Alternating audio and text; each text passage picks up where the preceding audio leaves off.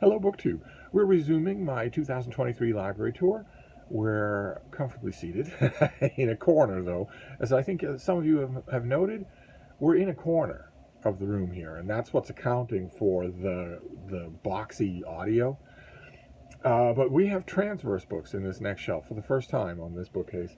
So we'll do those first and get those out of the way. The first Transverse book is In the Heart of the Sea by Nathaniel Philbrick. I found this trade paperback a few years ago, and I like it. I like the look of it.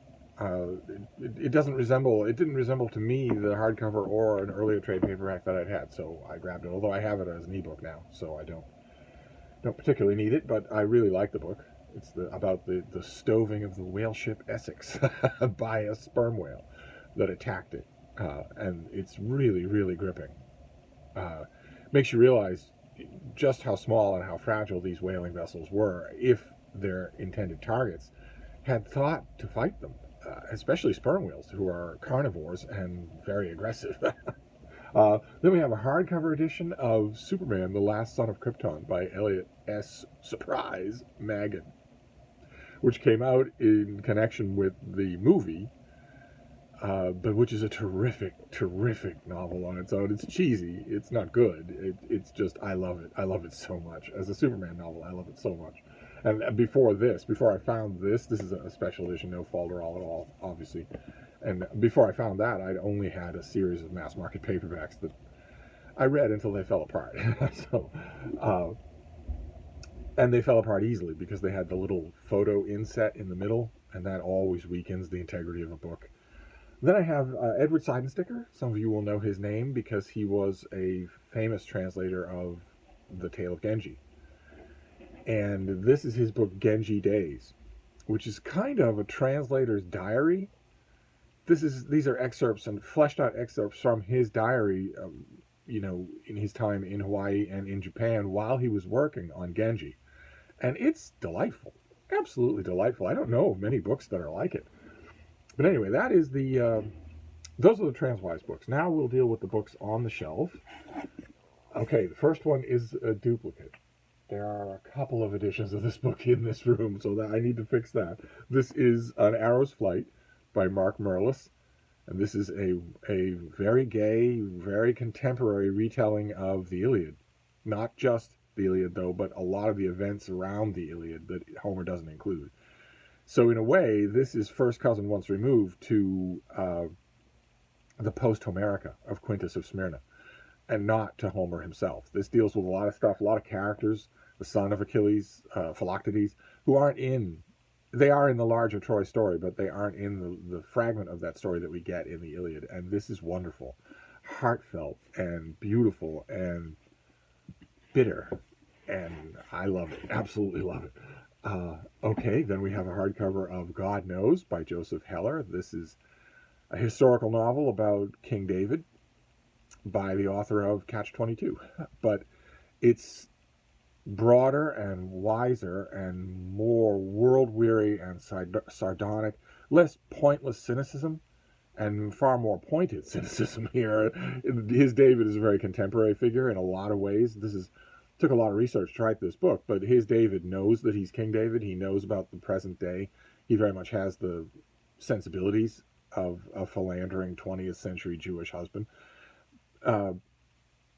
Which when I first heard about this before it came out, and I thought, I got a copy and I thought, well, all right, then I know what I'm going to get here. This is going to be basically a send-up of the story of King David, but it's much more than that. It's not anything like that at all. In fact, it's heartbreaking. It's beautiful and exciting, and it does have some very, very funny bits in it, but it's also heartbreaking. It really makes you think about King David. Okay, then we have a book that we just saw on this channel. I just got this recently. Is that right?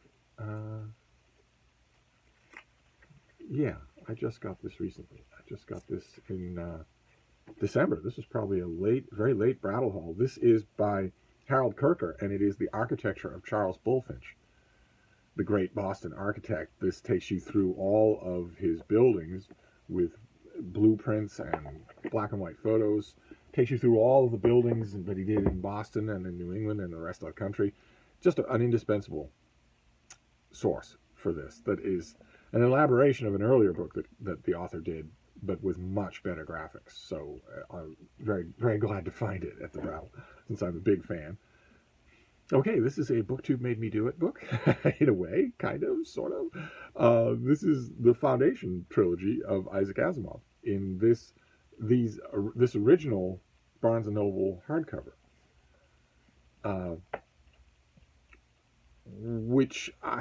It's a BookTube Made Me Do. I read this when it first came out, so I read this a long, long time ago, and I've read it many times. But I was up visiting Mark Richardson and his family up in the house in Vermont, and I was curious to reread Foundation, and Mark had a copy of this, as anybody would, right? I mean, it doesn't matter how enamored you are of older hardcovers or of the old mass market paperbacks. This is lovely. You would certainly grab this. So I was very careful. I borrowed his copy and was very careful and reread a chunk of the Foundation trilogy, and I found a whole bunch of new things to think about in it. A whole bunch of... It really was a good reread. And, of course, Mark being Mark, he was perfectly happy to let me have that copy, but I didn't. I left that up in Vermont and just decided to get a copy at Barnes & Noble myself, because I realized I was maybe 50 pages into the first bit of that rereading up in Vermont, that this is the copy that I want. I don't... As nostalgic as the box set of the old mass markets would be, they wouldn't be comfortable to read.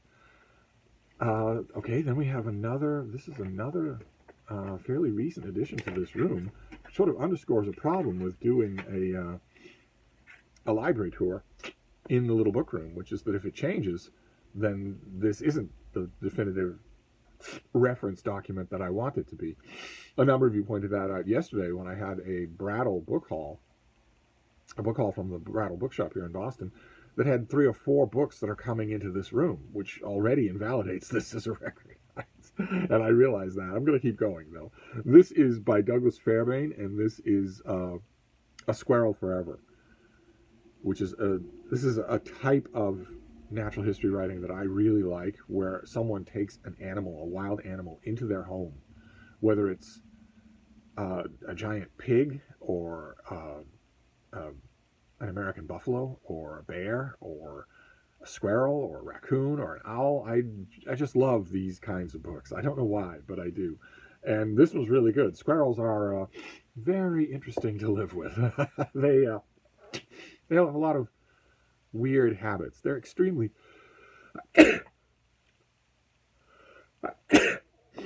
they're extremely intelligent, and they're extremely bad-tempered. So I guess I'm already set. I already live with a little gray and white animal who is extremely intelligent and extremely bad-tempered, so I don't have to worry about it. Oh, speak of the devil. Okay, this is by Harold Kirker and James Kirker. This is Bullfinch's Boston. So this is the earlier version of The Architecture of Thomas Bullfinch. This came out a few years earlier than that. And it is very narrative, but it's just going to have the inset of pictures and a few diagrams. Not nearly as elaborate or extensive as the other one. So at least they're on the same shelf. That's good. I didn't expect that. Then we have a big old anthology. When did this come out? 1944. This is the Vogue Fireside book. With an introduction by Crowney, introduction by Frank Crowninshield. This is a selection of stuff, of pieces from Vogue back when Vogue had all sorts of text, had all sorts of prose. So this has bits of fiction, bits of nonfiction. An utterly delightful, unpredictable anthology of a type that you're never going to see this. You're never going to see this at a used bookstore. I saw it and knew right away that I wanted it and that I would continue to use it. I would continue to go back to it. As I do a lot of the books in this room. That's what this room is. This room is where books want to go. This is where they want to go when they die. They want to come to this room, where I will wander around in these confines. It's too big a room for me. It's the smallest one that was available, but it's too big. I would like it to be half this size. And I'd also like it to have twice as many books. So you do the math. Then we have another novel. This is Jack the Bodiless by Julian May. I have all of Julian May in ebook, but I really like this. And I also love her book Intervention, which I don't think, I had a hardcover of that and I got rid of it. I don't think I have found it since. It will turn out.